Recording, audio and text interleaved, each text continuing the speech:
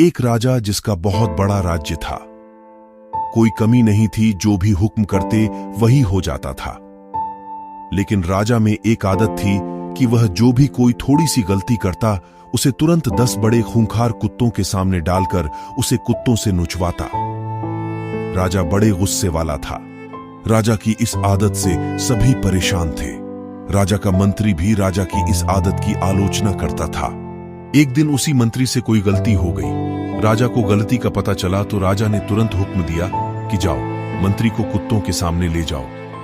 मंत्री ने राजा से गलती मानी, माफी मांगी, लेकिन राजा ने कुछ नहीं सुना और कहा कि जो कह दिया सो कह दिया, और सिपाहियों से कहा ले जाओ कुत्तों के बाड़े में। मंत्री ने कहा ठीक है राजा जी, लेकिन मेरी आखिरी इच्छा तो मान लो। राजा ने कहा ठीक है, बताओ अपनी आखिरी इच्छा।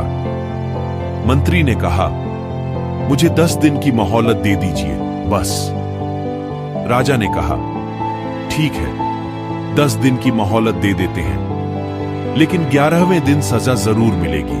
मंत्री 10 दिन तक राजा के पास नहीं आया और 11वें दिन राजा के सामने पेश हो गया। राजा ने मंत्री को देखा और सिपाहियों से कहा जो सजा रखी थी मंत्री के लिए उसे पूरी की जाए। सिपाही मंत्री को कुत्तों के बाड़े में लेकर गए। कुत्तों को भी खोल दिया गया, लेकिन कुत्ते मंत्री पर प्रहार करने के बजाय मंत्री से प्यार से पेश आ रहे थे।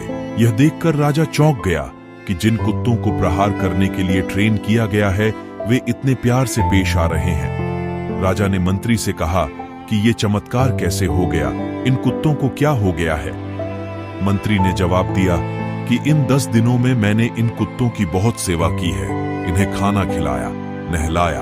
अब ये कुत्ते जान चुके हैं कि मैं इनके लिए कुछ अच्छा करता हूं, ना कि बुरा। ये मुझ पर प्रहार नहीं करेंगे। मैंने आपकी इतने दिनों से सेवा की है, फिर भी आप मेरी एक गलती को माफ नहीं कर सके। आपसे ज्यादा अच्छे तो ये कुत्ते हैं जो अच्छा और बुरे को पहचानते हैं।